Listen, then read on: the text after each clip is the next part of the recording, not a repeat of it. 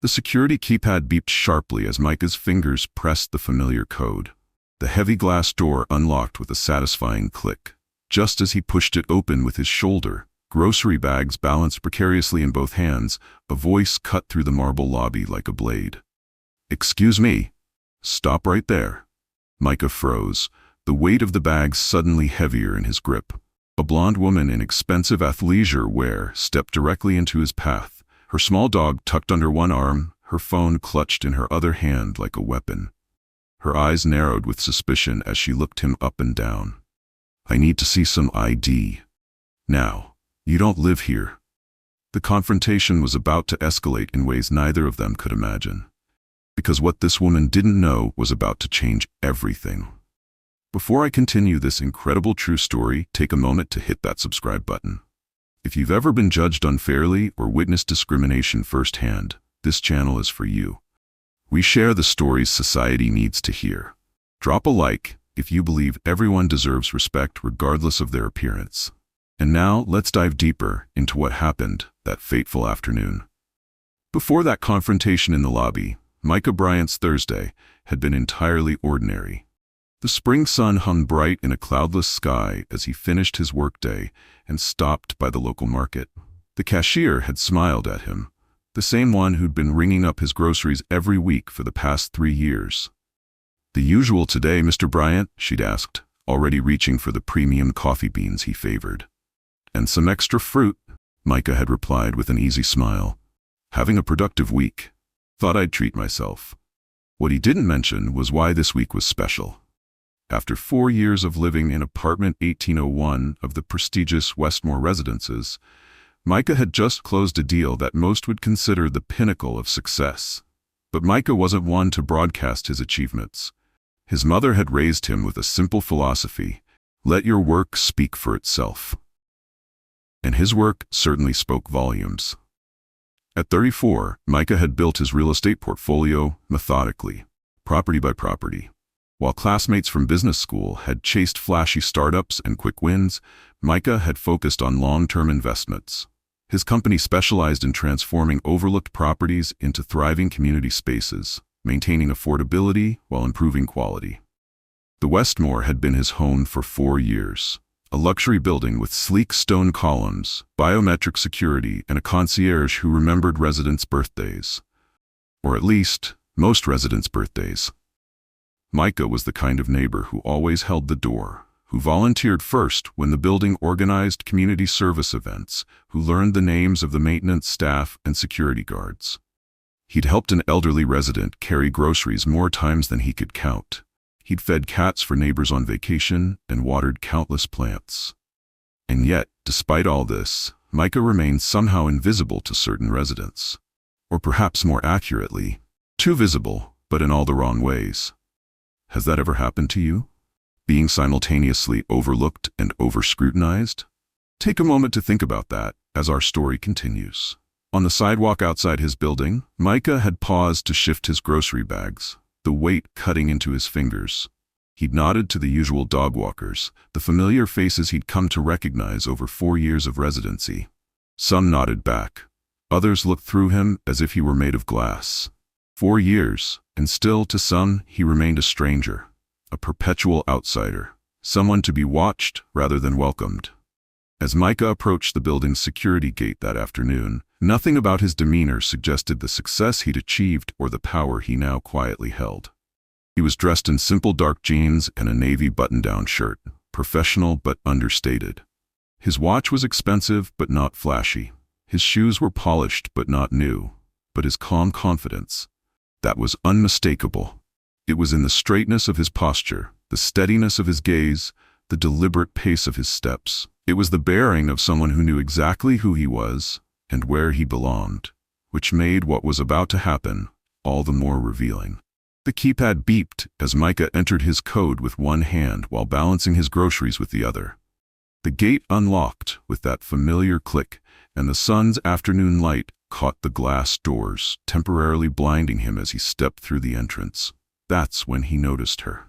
She stood near the elevator bank, her attention immediately drawn to his entrance. Blonde, perhaps early 40s, dressed in designer workout clothes that suggested more of a fashion statement than an actual workout. A small dog, some kind of expensive toy breed, was cradled in her left arm, while her right hand clutched her phone as if ready to use it. As Micah walked through the lobby toward the elevator, the same path he'd taken thousands of times before, she turned fully to face him and deliberately stepped into his path, creating a human barricade between him and his destination. "Excuse me," she said with a tight, practiced smile that never reached her eyes. "Do you live here?"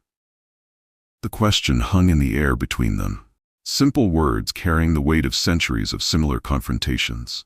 Micah blinked, momentarily caught off guard not by the question itself, he'd heard it before, but by the boldness of the delivery. No preamble, no attempt at pleasantries. "Sorry?" he said, adjusting the grocery bags in his hands, the plastic cutting deeper into his fingers. She tilted her head slightly, her expression hardening. "I've never seen you here before.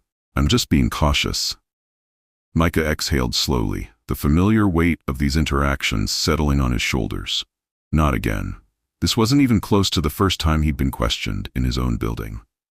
"I live on the 18th floor, he said calmly, his voice level and controlled. "Unit 1801, have for 4 years now."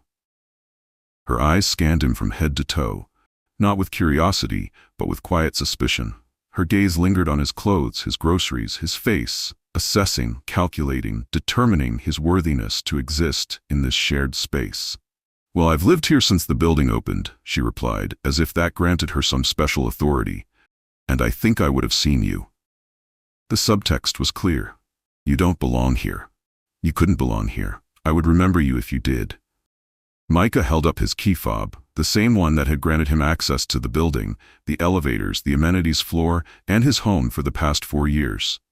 "This works the elevator," he explained patiently. "I also have the building app. I just used my code to get in through the front gate."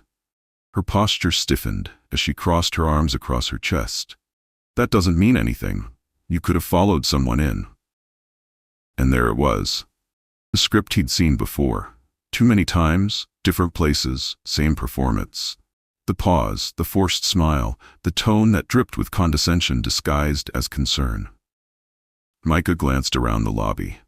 The usually staffed front desk sat empty, the concierge likely on a break or handling a delivery elsewhere in the building. The security cameras in the corners of the ceiling recorded silently, their red lights blinking at regular intervals. What would you do in this situation? Would you argue? Get angry? Try to push past? Or would you try to stay calm like Micah? What does it cost a person to constantly manage these confrontations? Micah looked over at the concierge desk again, hoping someone would appear to diffuse the situation. The desk remained empty. He glanced at the elevator behind her, so close, yet her stance made it clear she wasn't moving without a fight. "Look," he said, keeping his voice even, a skill he'd perfected through years of similar encounters. "I'm just trying to get upstairs to my apartment." Her expression tightened, lips pursing into a thin line. "Then you shouldn't have a problem proving it. Can I see your ID?" The request landed like a slap. Micah froze, something clenching in his chest as the moment shifted from irritating to invasive. This wasn't just inconvenient now. It was a violation. A stripping of dignity. He wasn't about to hand over his personal identification to a stranger who had appointed herself gatekeeper. Not in a place where he paid substantial rent, attended community meetings, and nodded politely to dozens of residents who never seemed to remember his face. The weight of the grocery bags dug into his palms. The oat milk was starting to feel heavy. The coffee beans he'd been looking forward to brewing now seemed distant, separated from him by this impromptu interrogation. He took a deep breath and slowly set his grocery bags down against the lobby wall. With deliberate movements, he pulled out his phone instead. "I'm recording this just so we're clear," he said calmly, tapping the screen to start the video function. Her eyebrows shot up, genuine surprise flickering across her face. "Why are you recording me?" "I'm just protecting myself," he replied, his tone matter-of-fact rather than confrontational. "From what?" she scoffed, but there was a new tension in her voice. The dog in her arms sensed it too, squirming slightly in her grip. Micah didn't answer that question. He didn't need to. They both knew what was happening here, beneath the veneer of building security concerns. The woman, whose name tag on her designer gym bag read Amanda, remained firmly planted in front of the elevator, like a self-appointed sentinel. Her stance widened slightly, as if preparing for a confrontation. "That doesn't prove anything," she snapped when he held up his key fob again. "Anyone could have found that or stolen it." Her dog squirmed more insistently now, picking up on the rising tension. She adjusted her grip without looking away from Micah, her expression hardening into something between paranoia and smug authority. "I can't just let anyone up," she continued, her voice taking on a righteous tone. "Do you know how many thefts there have been in luxury buildings lately?" Micah noticed her free hand tighten around her phone, her thumb hovering near the bottom of the screen, ready to dial. The implication was clear. "I understand safety concerns," Micah said, his voice still calm despite the churning frustration in his stomach. "But I live here. I've lived here for 4 years. I'm just trying to go home after buying groceries." "Well, I've never seen you," Amanda insisted, her tone growing more defensive. "And I know most of the residents." "Clearly not all of them," Micah replied, the first edge of frustration creeping into his voice. The lobby felt smaller suddenly, the high ceilings lower, the marble floors harder. The silence between their exchanges hung heavy in the air, punctuated only by the soft whimper of Amanda's dog and the distant sound of traffic outside. Have you ever had to prove you belong somewhere? That feeling of having to justify your existence in a space? That's what Micah was experiencing. Not for the first time, but perhaps the most blatantly. What Amanda couldn't know from looking at him, was that Micah's history with the Westmore went deeper than his 4 years of residency. Long before he'd moved in, Micah had researched the building's history. Originally constructed in the 1960s as a middle-class apartment complex, it had changed hands multiple times before being acquired by a luxury development company in 2015. They'd gutted the interior, installed high-end finishes, and tripled the rent, displacing dozens of families who'd called it home for generations. Micah had learned this during his first week as a resident. He'd struck up a conversation with Jerome, the building's longest-serving maintenance worker, who'd been there for over 20 years. "Used to be regular folks living here," Jerome had told him while fixing a light in Micah's kitchen. "Teachers, nurses, city workers. Good people. Now it's all investment bankers and tech people." That conversation had stayed with Micah. When his real estate investments had begun to flourish, he'd kept his eye on the ownership structure of the Westmore. He'd watched as the building changed management companies twice. He'd attended resident meetings where concerns about community were raised and then promptly ignored. And when the opportunity had presented itself last month, Micah had made his move quietly, methodically. He hadn't just purchased an apartment. He'd purchased the entire floor. And not just any floor, the 18th floor, which included controlling interest in the building's operations. But standing in that lobby, being interrogated by Amanda, none of that mattered. In that moment, he was just another black man being asked to justify his presence. This dynamic, the contrast between who Micah actually was and how he was being perceived, creates a powerful tension. Have you noticed how often we make snap judgments about people based on appearance alone? How might our interactions change if we approached each person with genuine curiosity instead of assumption? Micah felt his pulse in his ears. Not from fear, he wasn't afraid of her, but from exhaustion. This was the 4th time in 2 years someone in this very building had questioned whether he belonged. Once in the parking garage, once in the mailroom, once in the fitness center, by a man who had just seen him present at a building-wide Zoom town hall a week prior. And now this woman, this tone, this performance. He didn't raise his voice, didn't curse. He simply took a slow, measured breath and said, "I don't owe you anything, Amanda. I live here. I'm not required to prove my humanity every time someone new decides to doubt it." The words landed with quiet force. Amanda stiffened, clearly not expecting such a direct naming of what was happening. "This isn't about," she began, but caught herself. "Well, if you're not going to show ID, then I'm calling the building manager. Or maybe I should call the police." Micah went still. The way she said it, the ease with which she reached for that option. It wasn't a bluff. It was a threat. One dipped in the poison of privilege. She didn't care about facts. She didn't care about the key fob or the security code or the groceries in his hands. She saw his skin, his calm confidence, and translated that into danger. In that moment, a lifetime of similar interactions flashed through Micah's mind. The time in college when campus security had demanded his student ID while white students walked by unchallenged. The time at a high-end clothing store when a sales associate had followed him so closely he could feel their breath on his neck. The countless times he'd been asked, "Do you work here?" in buildings where he was attending business meetings. Each incident on its own could be dismissed as a misunderstanding. But together, they formed a pattern, a relentless, exhausting pattern that shaped how he moved through the world. Micah slowly set his grocery bags down against the wall and adjusted his phone's camera. He tapped the record button, the red indicator light now capturing the scene. "Just for the record," he said, his voice steady, "this is Amanda. I live here. She's blocking me from accessing my home, demanding ID, and threatening to call the police." "You're recording me?" she snapped, genuine alarm crossing her face. "I am," he replied. "For my safety and yours," she scoffed. "This is ridiculous." Micah said nothing. He stepped away from the elevator and backed up toward the front window.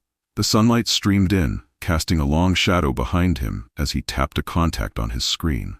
"Hey," he said into the phone. "Can you come down to the lobby? Yeah, someone's questioning whether I belong again." There was a pause and then a quiet response from the other end. Micah nodded, then ended the call. Amanda shifted uneasily, her posture still rigid, but her eyes flickering with something new. Doubt? Embarrassment? It was hard to tell. The lobby was still. Even the air felt charged. The buzz of the elevator in the distance, the distant bark of a dog on a higher floor, the soft hum of city traffic outside. Amanda broke the silence. "I'm not trying to be racist," she muttered almost to herself. "I'm just being cautious. You can't be too careful these days." Micah didn't flinch. He'd heard that line before too. It was the modern-day disclaimer, the verbal seatbelt people used when crashing into their own prejudice. "Agree," Micah said quietly. "That's why I started recording." Amanda's lips pressed into a thin line. Her arms remained crossed, but she shifted slightly, as if uncertain whether to double down or disappear. Minutes stretched in uncomfortable silence. Amanda checked her watch repeatedly. Micah remained calm, his back straight, his gaze steady. He wasn't going to run. He wasn't going to plead. He wasn't going to perform the emotional labor of making her comfortable with his existence. This standoff, this quiet battle of wills, was about much more than access to an elevator. It was about dignity, about belonging, about the right to move through the world without constant explanation. Have you ever found yourself in a situation where someone's assumptions about you completely contradicted who you really are? How did it make you feel? Were you able to maintain your composure like Micah? Seconds turned to minutes. The lobby remained eerily quiet, save for the soft whimpering of Amanda's dog and the distant sounds of city life filtering through the windows. Micah's phone buzzed in his hand. A text message appeared on the screen. "On my way down. 2 minutes." He slipped the phone back into his pocket, a small sense of relief washing over him. Help was coming. Not that he needed physical protection from Amanda. This wasn't that kind of threat. But having a witness, someone who could validate his existence, his right to be there, would end this standoff. Amanda's eyes narrowed suspiciously. "Who did you call?" she demanded, a slight tremor in her voice betraying her growing uncertainty. "Someone who can confirm I live here," Micah replied simply. Amanda's jaw tightened. "You should have just shown ID from the beginning. This would all be over by now." "And you could have believed me when I told you I live here," Micah countered. "Or you could have called the front desk instead of interrogating me. Or you could have simply minded your own business and let me go to my home." His words weren't angry, just matter of fact. A statement of the choices that could have been made differently. Amanda's face flushed. "I'm on the Resident Safety Committee," she said defensively. "It's literally my job to keep this building secure." "Being on a committee doesn't give you the right to profile people," Micah replied. "I'm not profiling anyone." Amanda's voice rose for the first time. I would ask anyone I didn't recognize the same questions. Micah raised an eyebrow but said nothing. They both knew the truth of that statement. The tension in the lobby was palpable now. Amanda shifted her weight from one foot to the other, clearly uncomfortable but unwilling to back down. Her dog sensed her anxiety, squirming more vigorously in her arms. Micah remained still, his breathing even, his expression neutral. Years of similar encounters had taught him the importance of composure. In situations like this, emotion, any emotion, would be weaponized against him. The distant sound of the service elevator humming to life broke the silence. Amanda's head turned toward the sound, her expression flickering between relief and apprehension. "That'll be the building manager," she said, a note of triumph creeping into her voice. "We'll get this straightened out right now." Micah nodded slowly. "Yes," he agreed. "We will." The anticipation hung heavy in the air. Who would step out of that elevator? What would happen next? The power dynamic was about to shift dramatically, though not in the way Amanda expected. Think about a time when you misjudged someone completely. How did it feel when you realized your error? Did you own it, or did you double down? The elevator dinged, and with that, the tide began to turn. Out stepped a man in a tailored gray suit, clipboard in hand, polished shoes clicking lightly against the marble floor. His name tag read, Mr. Sanderson, building manager. But even without it, his presence said everything. Calm, in control, and accustomed to handling people who thought they owned the building when they didn't. Amanda's eyes lit up as if salvation had arrived. "Oh, thank God," she breathed, rushing toward him like someone finally getting back up. She pointed at Micah without hesitation. "That man is trying to sneak into the building. I caught him before he could get upstairs." Mr. Sanderson paused, blinking in confusion.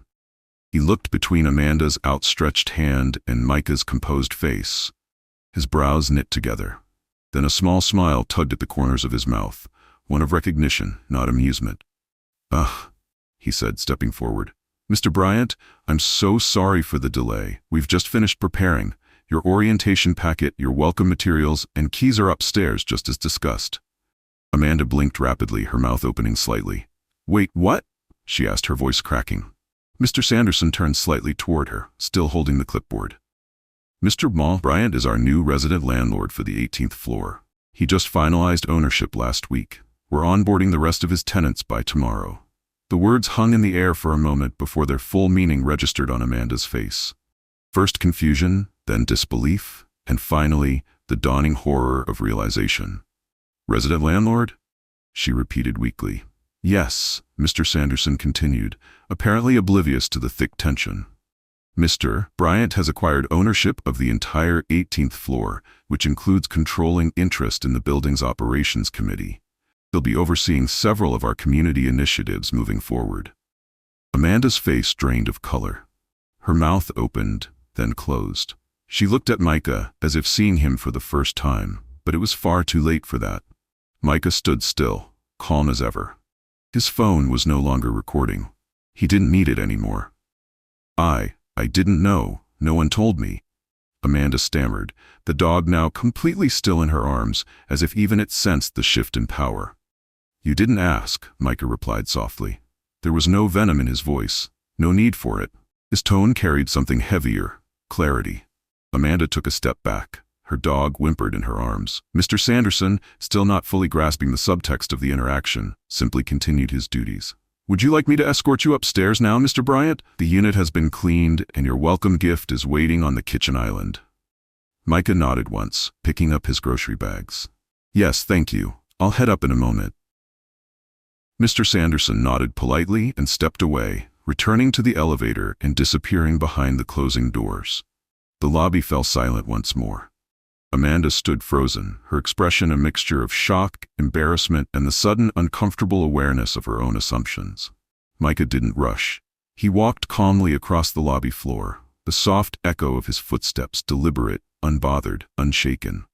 Amanda remained motionless near the elevator bank, her dog now quiet in her arms, her mouth slightly open, but unable to form words. Micah approached the elevator, his phone still in one hand, grocery bags in the other. He tapped his key fob against the panel, and with a gentle chime, the door slid open. As he stepped inside, he turned back just slightly, eyes meeting Amanda's. "You might want to check your assumptions next time," he said, his voice cool and collected. "I own this floor now." The doors closed before she could respond. And that was that. Have you ever witnessed someone's worldview collapse in real time? That moment when all their assumptions and judgments come crashing down around them? What do you think was going through Amanda's mind in that moment? That evening, as the city lights began to flicker on outside his floor-to-ceiling windows, Micah sat in his apartment reviewing the video he'd recorded. The interaction played out on his screen exactly as he remembered it. Amanda's suspicion, her questioning, her threat to call police, all captured in high definition. He hadn't planned to share it. That hadn't been his intention when he started recording. The video had been for safety, for documentation, a sad necessity he'd learned through years of similar encounters. But as he watched it again, something shifted in his thinking. His finger hovered over the delete button, then moved away. Silence protects patterns. How many others had experienced what he had experienced, but without the vindication of the reveal? How many others had been made to feel like trespassers in their own homes, with no building manager appearing at the perfect moment to confirm their humanity? After careful consideration, Micah uploaded the clip to his social media accounts with a caption that was simple and sharp. When a tenant thinks she owns the building, but meets the actual owner instead, it exploded. By morning, the video had been shared across Twitter, Instagram, TikTok, and even picked up by a local news forum. Comments flooded in by the thousands. This man handled it like a king. The calmness, the control, iconic. Imagine thinking you're the gatekeeper and finding out you were blocking the landlord. These everyday microaggressions are exactly why we need conversations about race and power. People dissected Amanda's body language, her tone, the way she clutched her dog like a badge of innocence while standing firm in an act of exclusion. Others praised Micah's restraint. He could have gone off, but he didn't. That's power. A few even recognized Amanda. One user shared a screenshot of a local Facebook group where Amanda had posted about keeping the building safe from strangers. That comment didn't age well. By the end of the day, the post had been taken down. Local news outlets began calling. A morning show wanted to interview him. A podcast about racial justice in urban spaces reached out. Micah declined them all.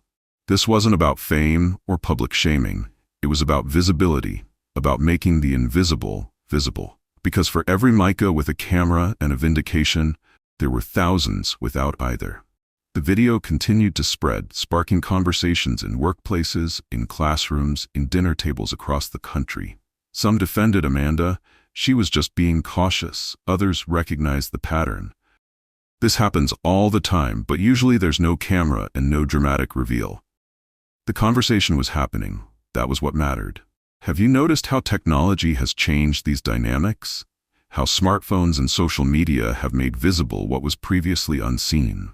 How has this changed our conversations about belonging and exclusion? Meanwhile, in the building management office, the video was being reviewed officially. It didn't take long for them to act. Amanda received a formal letter delivered to her door by hand. The envelope was stamped with the management company's gold seal. Inside was a printed statement. "Dear Miss Whitman, we are writing in response to a recent incident that occurred in the lobby involving one of our building owners, Mr. Micah Bryant.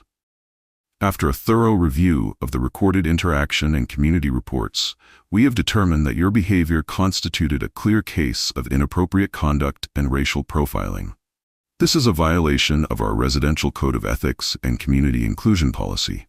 Effective immediately, you are required to complete a certified sensitivity and anti-bias training program within 30 days to remain in good standing as a resident of this property. Failure to comply may result in further review of your lease agreement and potential termination. Sincerely." Amanda read the letter 3 times. Each time her face grew hotter, not just from embarrassment, but from the unmistakable sting of consequence, the kind she'd never expected to face. For years, she'd walked through life assuming she could call the rules. Now, one quiet confrontation had flipped the script. That evening, she kept her blinds drawn and avoided the common areas altogether. People glanced at her differently now, some with scorn, some with satisfaction. No one offered their usual nods or polite hellos. The next day, she called the management office to protest. "This isn't fair," she insisted. "I was just trying to protect the building." "From one of its owners?" the office manager replied coolly. "I didn't know he was an owner." Amanda's voice rose. "How was I supposed to know?" "The point, Miss Whitman, is that it shouldn't matter. All residents deserve respect and the presumption that they belong here, owner or not." The conversation ended shortly after that. Amanda hung up the phone, her hands shaking slightly. For the first time, she began to understand that her actions had consequences beyond her intentions. The sensitivity training was scheduled for the following week. She considered refusing, considered fighting it, considered playing the victim. But something stopped her. Perhaps the memory of Micah's calm dignity in the face of her accusations, or perhaps the uncomfortable realization that her behavior had been captured for all to see. Whatever the reason, she registered for the training. Not with enthusiasm, but with resignation. It was a start.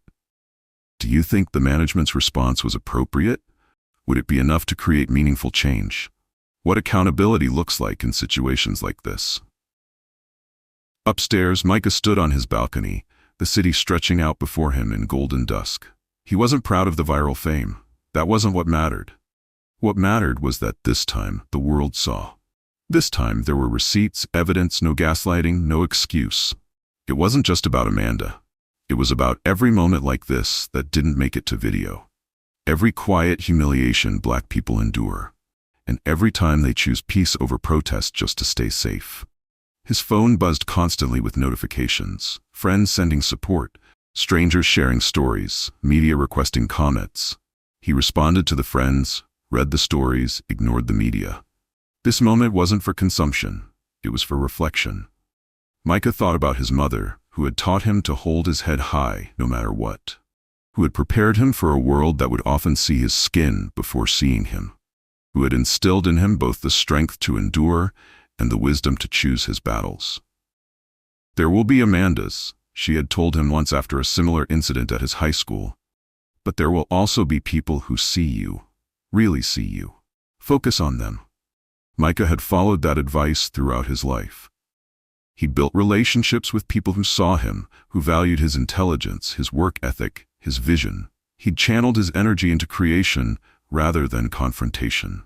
And now, ironically, a confrontation he hadn't sought had created an opportunity for something more, something beyond the viral moment, beyond the individual incident. He turned from the balcony and walked inside. His new space felt good, it felt earned. He wasn't going to make noise about the moment. He didn't have to. The world was doing it for him. But he also wasn't going to waste the platform it had created. Because ownership, true ownership, wasn't just about property, it was about responsibility. About using position and privilege to create change. Micah sat down at his desk and began to write. Not another social media post, but a proposal. A vision for what the Westmore could be, not just a luxury residence, but a community. A place where belonging wasn't conditional, where security didn't mean suspicion, where diversity was seen as strength rather than threat. Sometimes transformation begins in the most unexpected places. Even in a lobby, with groceries in hand and dignity on the line. What unexpected moments have transformed your understanding of the world? How have you used challenges as opportunities for growth? It was a quiet Thursday afternoon when they crossed paths again. The mailroom smelled faintly of cardboard and copier toner, and the hum of the vending machine filled the silence between two people who hadn't spoken since the day everything changed. Amanda stood at the far end of the counter, fumbling with a package, her hands trembling just enough to notice. The name, A. Whitman, was scrolled across the label in black marker. Her eyes darted up for a brief second, catching sight of Micah entering the room. He walked in without hesitation, dressed in a clean button-down and slacks, the kind of outfit that said owner without him needing to say a word. His presence was calm, controlled, exactly as it had been the day she tried to stand between him and the life he had built for himself. The air in the small room felt suddenly thick with unspoken words. Amanda's shoulders hunched slightly, her posture now a stark contrast to the confident stance she'd taken in the lobby that day. She didn't speak right away, but her shoulders slumped just slightly, a quiet surrender. When she finally did open her mouth, her voice barely reached the space between them. "I just wanted to say I'm sorry," she mumbled, not meeting his gaze. Micah paused. He didn't flinch, didn't raise his voice or make a show of the moment.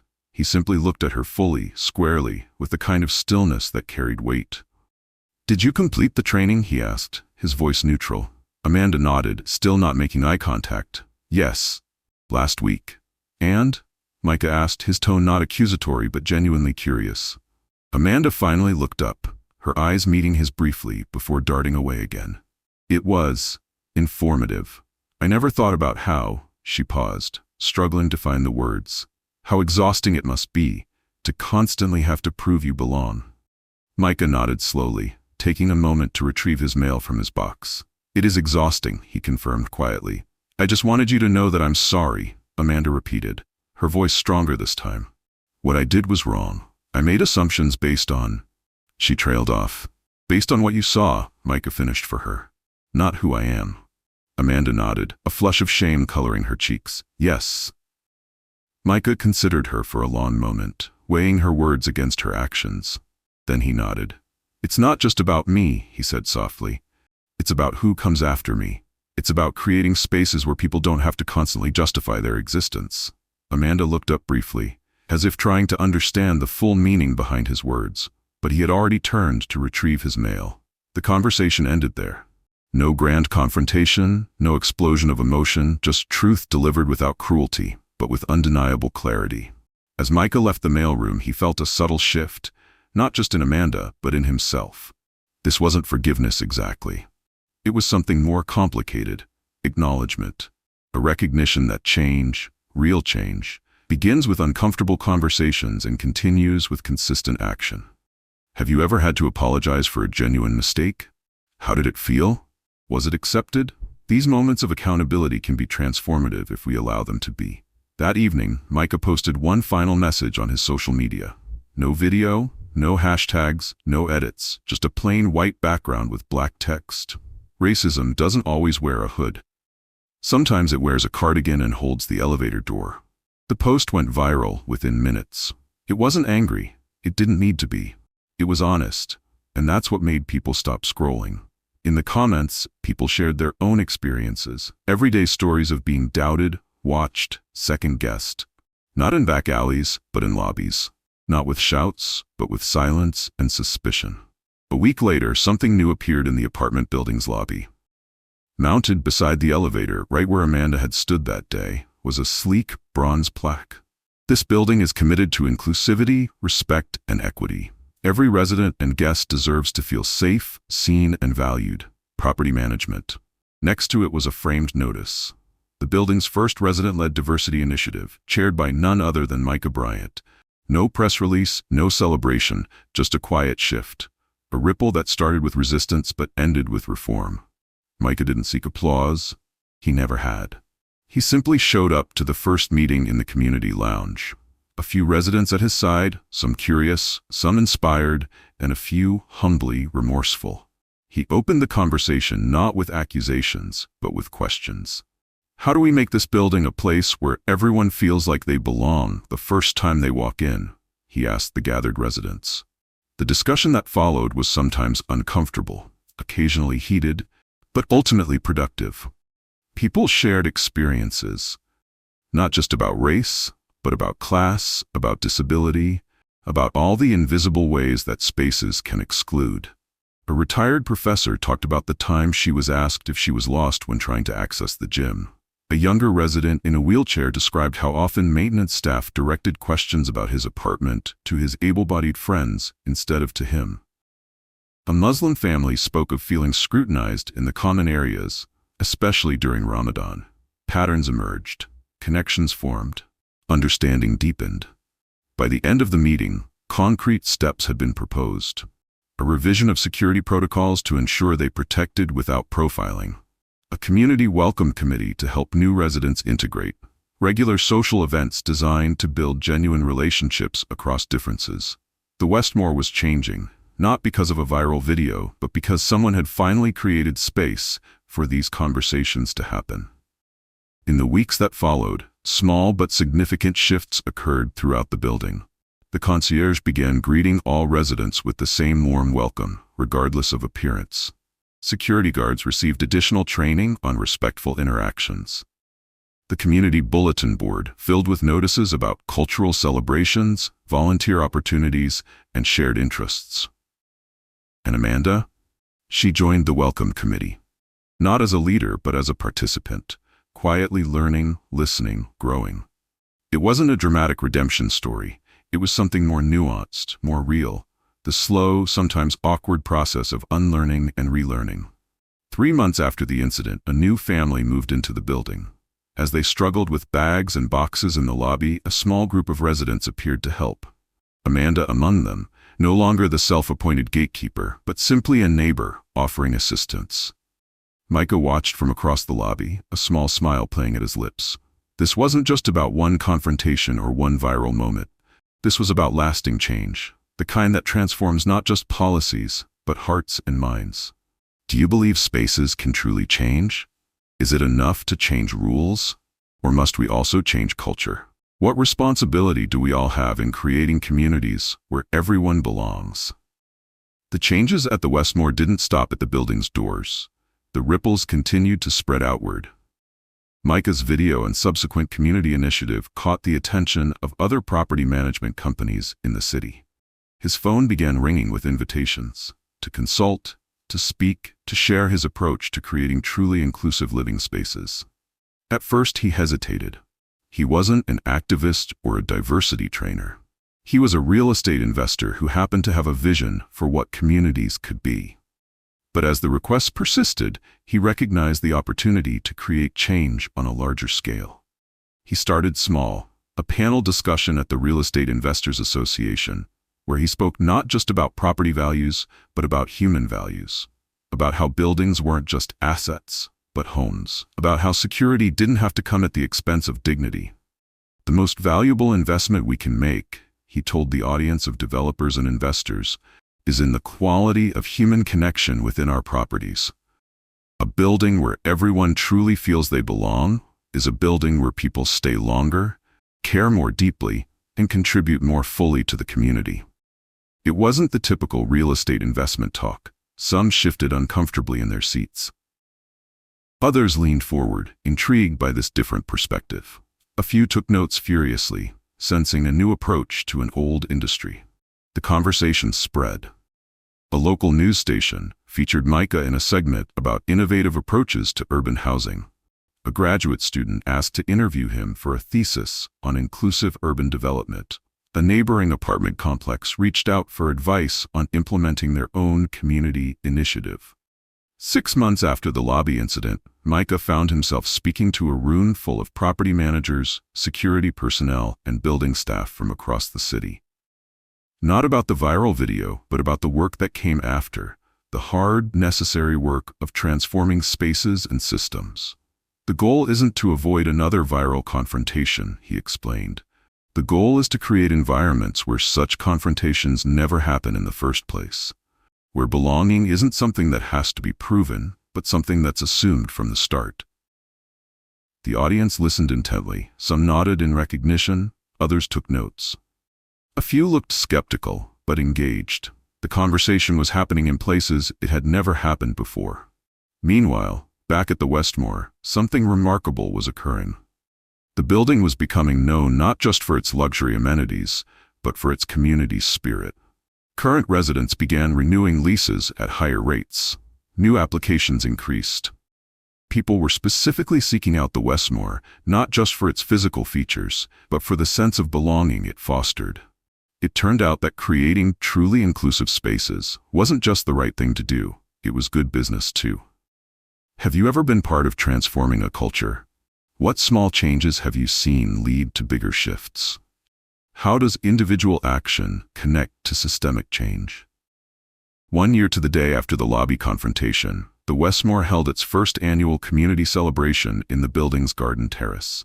Residents of all ages, backgrounds, and walks of life gathered under string lights to share food, stories, and laughter. Micah stood near the edge of the gathering, watching as neighbors who had once been strangers now chatted comfortably, exchanged recipes, helped elderly residents to their seats, and fussed over each other's children. The Westmore wasn't perfect. No community is. There were still awkward moments, misunderstandings, learning curves. But there was also something new, a willingness to engage, to bridge differences, to see each other as fully human. As Micah surveyed the scene, a familiar figure approached. Amanda, holding a plate of food, her expression no longer tight with suspicion, but open with the ease of belonging. "Quite a change from last year," she said quietly, following his gaze across the gathering. Micah nodded. "It is.